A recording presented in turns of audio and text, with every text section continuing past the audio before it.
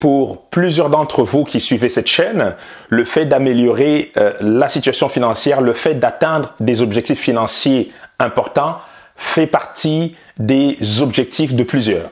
Donc aujourd'hui, je vais revenir sur un sujet important, un sujet qui est étroitement lié au succès ou encore à l'échec quand il s'agit d'améliorer sa situation financière. On parle ici d'épargne. Reste bien jusqu'à la fin, je vais te donner quelques éléments importants qui vont t'aider effectivement par rapport à ton cheminement quant au fait d'atteindre des objectifs financiers d'envergure. Qu'il s'agisse du fait de lancer un business, qu'il s'agisse du fait de tout simplement avoir un peu plus d'argent, qu'il s'agisse du fait d'investir son argent, reste bien jusqu'à la fin, tu vas voir que l'épargne est la clé. Je n'ai pas cessé de le répéter sur plusieurs vidéos sur la chaîne. Voilà. Donc, avant d'aller plus loin, si tu es nouveau sur cette chaîne, j'aimerais te préciser que sur cette chaîne, j'ai pour habitude de parler d'argent. On parle d'investissement, de différents piliers d'enrichissement.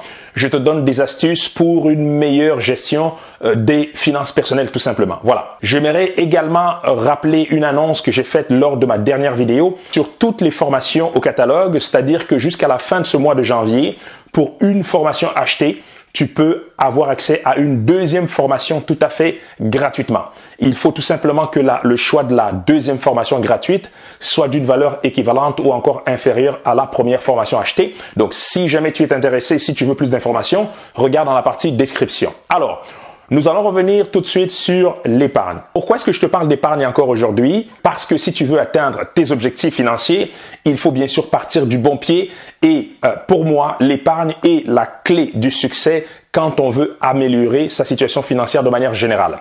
Aujourd'hui, je vais t'expliquer, te présenter finalement 3 catégories d'épargne. Il est très important de comprendre effectivement ces différentes catégories parce que malheureusement, plusieurs personnes, malgré toute la bonne volonté du monde, vont se tromper, vont échouer, ne vont pas atteindre les résultats financiers souhaités tout simplement parce qu'il y a une mauvaise compréhension de l'épargne et de l'approche qu'on doit adopter par rapport à cette épargne. Voilà, donc aujourd'hui, sans plus tarder, on va parler des 3 catégories d'épargne et je vais t'expliquer finalement bien sûr les nuances entre chacune des catégories et je vais les classer bien sûr par ordre d'importance en commençant par la catégorie la moins importante. Donc, première catégorie, la moins importante des 3, on parle ici d'épargner dans l'objectif d'acheter un bien de consommation. Je m'explique. Concrètement, tu souhaites faire un voyage autour du monde on va dire dans un an. Et tu as besoin d'argent et dans l'immédiat, tu n'as pas cet argent-là en main et là, tu décides de commencer à épargner. Voilà une première catégorie. Je peux encore te donner un autre exemple. Tu décides d'épargner pour l'achat d'un véhicule ou encore tu décides d'épargner pour l'achat d'une première maison, donc d'une résidence principale ou d'un appartement tout simplement dans lequel tu vas habiter. Cette première catégorie, tu l'as compris, c'est épargner en vue de faire une dépense sèche, c'est-à-dire une dépense qui ne te rapportera pas de l'argent en retour, ou autrement dit, épargner en vue d'acheter un bien de consommation, que ce soit un bien durable comme une maison ou encore un voyage, voilà, parce que tu souhaites faire le tour du monde ou encore un véhicule ou un vêtement. Pour moi, tous ces éléments-là vont rentrer dans cette première catégorie. Malheureusement, bien souvent, pour la majorité, quand on entend parler d'épargne, eh bien, on reste uniquement et strictement dans cette première catégorie. Alors que cette première catégorie est selon moi la moins importante. Je m'explique. L'épargne est selon moi une clé extrêmement puissante d'enrichissement.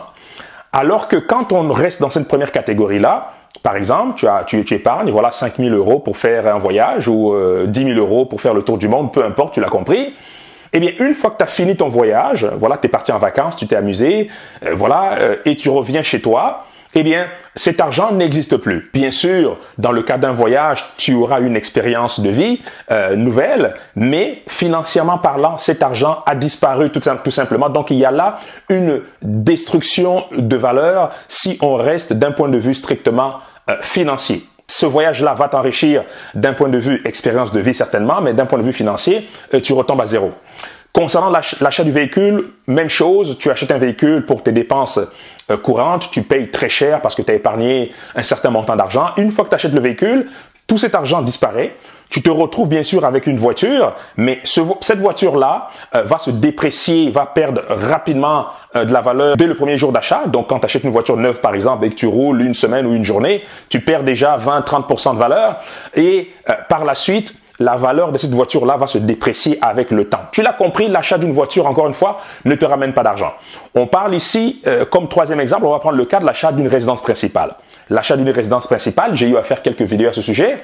C'est un bien qu'on pourrait qualifier d'un bien durable, mais encore là, cette maison, cette résidence principale-là, va te ramener un certain confort, mais d'un point de vue strictement financier, l'achat de cette résidence principale-là ne te ramène pas, ne te ramène pas d'argent. Du moins tant aussi longtemps que tu habites dans cette résidence principale et que tu ne fais rien d'autre comme activité autour de cette résidence principale pour générer un cash flow. Voilà. Donc, dans tous les cas, tu l'as compris, première catégorie, épargner en vue d'une dépense sèche. D'un point de vue strictement financier, cette dépense-là te coûte de l'argent mais ne te ramène rien comme argent tout simplement. Voilà. Bien sûr, il faut se faire plaisir quand on en a les moyens de voyager ou encore quand on peut de s'acheter une résidence principale en fonction de la situation dans laquelle nous nous trouvons. Toutefois, faites très attention que cette première catégorie ne vienne pas détruire rapidement les autres catégories que je vais te présenter par la suite, qui selon moi sont des catégories beaucoup plus importantes et qui sont des catégories qui vont jouer réellement un rôle pertinent quand vient le temps d'améliorer ta situation financière de manière générale. Parmi les trois catégories que je te présente aujourd'hui, il faudrait bien sûr limiter la quantité d'argent qu'on mettra dans une forme d'épargne pour satisfaire aux besoins qui découlent de cette première catégorie. Maintenant, deuxième catégorie qui est un tout petit peu plus importante que la première, il s'agit d'épargner en vue de se constituer un fonds d'urgence. Eh bien, le fonds d'urgence est extrêmement important.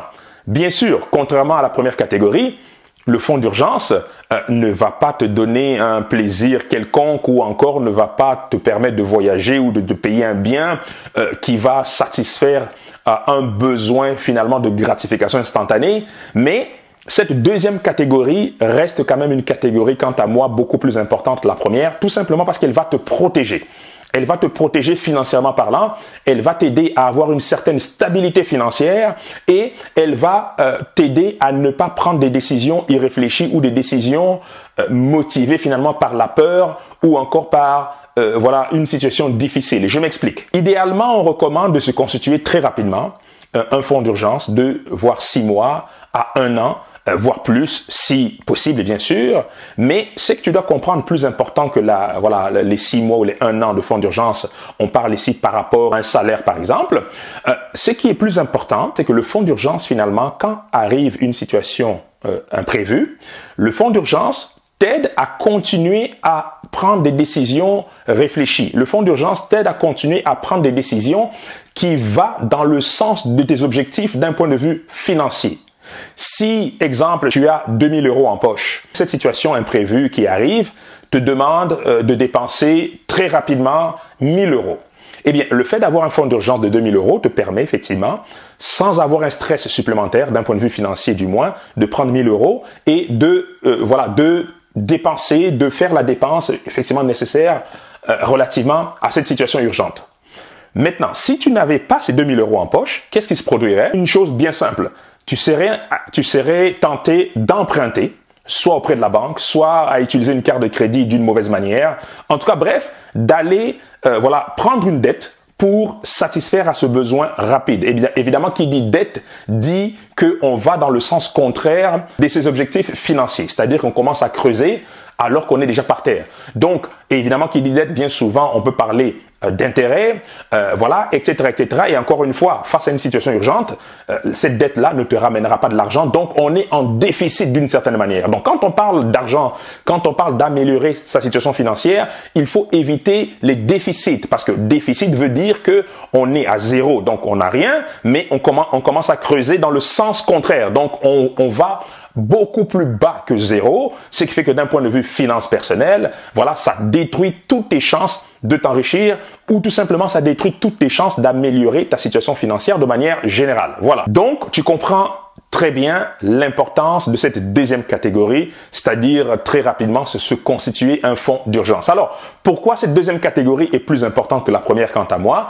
Simplement parce que entre le fait de faire un voyage et de se retrouver quelques mois après à devoir emprunter de l'argent et à payer un taux d'intérêt très élevé pour satisfaire un besoin urgent, c'est-à-dire qu'un besoin qui ne te ramène même pas d'argent en plus, mais par contre un besoin que tu es obligé un problème que tu es obligé de régler, et avoir un montant d'argent et ne pas voyager par exemple, avoir un montant d'argent qui te protège finalement face à des imprévus. Eh bien, dans les deux cas, si on regarde la situation d'un point de vue strictement financier, d'un point de vue strictement améliorer sa situation financière, la deuxième catégorie est quant à moi beaucoup plus importante que la première parce que, encore une fois, je te le répète, cette deuxième catégorie te permet de prendre des décisions réfléchies, encore une fois, d'un point de vue finance personnelle. Cette deuxième catégorie t'aide finalement à ne pas aller dans le sens contraire de tes objectifs financiers. Cette deuxième catégorie t'aide à ne pas détruire finalement ton budget. Donc, autrement dit, tu l'as compris, cette deuxième catégorie va dans le sens de tes objectifs si bien sûr tu souhaites améliorer ta situation financière. Donc, cette deuxième catégorie doit toujours être priorisée par rapport à la première. Autrement dit, il faudrait avoir un fonds d'urgence avant de commencer à dépenser pour un voyage par exemple. Ou encore, il faudrait avoir un fonds d'urgence avant même de commencer à penser à s'acheter une résidence principale. Ou encore, tu l'as compris, il faudrait avoir un fonds d'urgence avant même de commencer à penser à s'acheter une nouvelle voiture luxueuse, etc., etc. Donc, tu as compris un peu le principe. Maintenant, tout de suite, nous allons passer à la troisième catégorie. Et encore là, tu l'as compris, cette troisième catégorie est plus importante que la deuxième et elle est bien sûr plus importante que la première. Il s'agit d'épargner dans l'objectif de s'enrichir concrètement. Si tu suis cette chaîne depuis un certain temps, tu sais, j'ai eu à en parler à quelques reprises, effectivement, l'épargne est une puissante clé d'enrichissement, d'autant qu'on comprenne finalement les trois catégories que je te présente aujourd'hui, mais d'autant également que tu utilises de la bonne manière possible cette épargne-là. J'ai eu sur plusieurs vidéos de te parler de la nécessité de mettre d'entrée de jeu 10% de tes revenus en épargne, comme épargne, donc d'épargner 10% de tes revenus. Évidemment, quand je parle de 10%, ces 10%-là est réservé strictement à cette troisième catégorie, c'est-à-dire épargner dans l'objectif d'investir cet argent-là. Alors, pourquoi cette catégorie est très, très importante? Simplement parce que ton objectif financier, tes objectifs financiers, bien sûr, si c'est le cas, tes objectifs financiers sont d'améliorer ta situation financière ou encore d'atteindre une certaine liberté financière ou encore d'assurer tes vieux jours par exemple.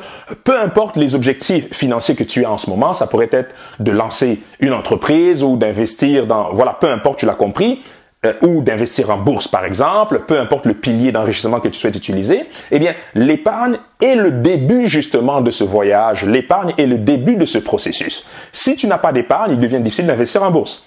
Si tu n'as pas d'épargne, il devient difficile de lancer une entreprise par exemple. Voilà. Maintenant, cette troisième catégorie, donc l'argent qui est épargné dans le contexte de cette troisième catégorie, c'est tout simplement pour te permettre d'investir.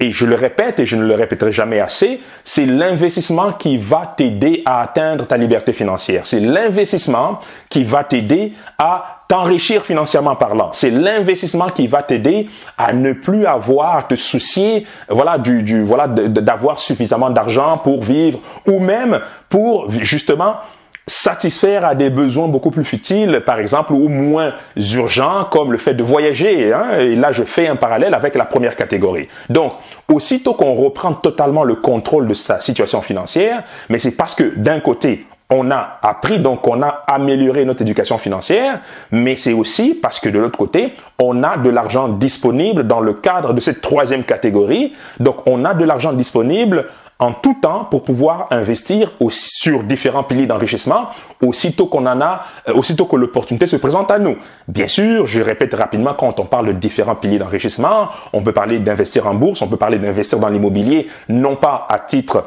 de résidence principale, mais investir dans l'immobilier dans l'objectif de générer un cash flow à travers des loyers, ou encore lancer un business. C'est également un investissement qui va nous aider à améliorer notre situation financière en générant des cash flows à travers le chiffre d'affaires, entre autres. Bref, tu l'as compris. Donc, cette troisième catégorie est la catégorie la plus importante simplement parce qu'elle va t'aider à améliorer ta situation financière de manière effective, de manière rapide, de manière concrète. Et ce qui est encore plus intéressant, c'est que cette troisième catégorie-là peut, justement, quand on réussit très bien, peut nourrir la deuxième catégorie et peut nourrir également la première catégorie. C'est simplement pour cette raison que cette troisième catégorie est la plus importante. Donc, quand on épargne, en priorité, Quant à moi, en priorité, il faut toujours mettre de côté les 10% de revenus, les 10% de l'argent gagné dans l'épargne qui a pour objectif de nous aider à atteindre nos objectifs financiers d'envergure. Par la suite, effectivement, on pourrait décider, en fonction de l'argent disponible, en fonction de notre budget, de mettre un peu d'argent dans la deuxième catégorie pour rapidement se constituer quand même un fonds d'urgence.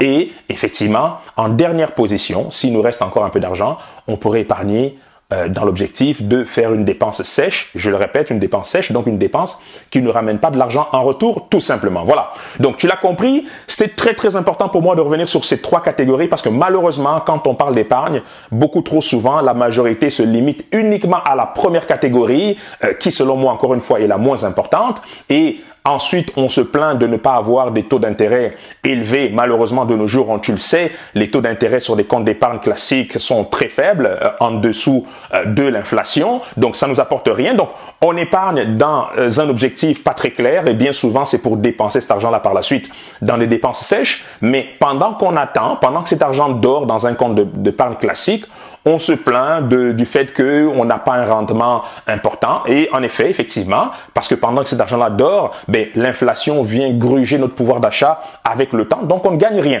Au contraire, on perd du pouvoir d'achat dans le temps. Et non seulement que la catégorie n'est pas si importante que ça, mais en plus, on perd de l'argent alors qu'on ignore totalement la deuxième, voire la troisième catégorie, qui selon moi sont des catégories beaucoup plus importantes. La troisième, bien sûr, beaucoup plus importante que les deux premières. Donc, on ignore ces catégories-là qui vont non seulement nous permettre d'épargner, mais mieux encore, vont nous aider à nous enrichir.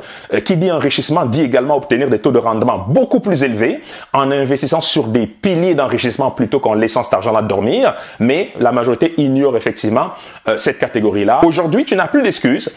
Épargner, c'est une bonne chose, d'autant que tu comprennes bien les trois catégories et que tu priorises effectivement la troisième catégorie plutôt que la deuxième et plutôt que la première. Voilà. Donc, j'espère que tu as aimé cette vidéo et je te rappelle, si tu es intéressé effectivement à nos formations, notamment j'ai une formation sur l'épargne qui s'appelle Épargne Facile. Regarde dans la partie description pour profiter de l'offre en cours jusqu'à la fin de ce mois de janvier. Regarde dans la partie description, tu auras toute l'information pertinente à ce sujet. Voilà. Sur ce, moi je te dis à très bientôt pour une nouvelle vidéo. Santé, amour, bonheur et prospérité. À très bientôt.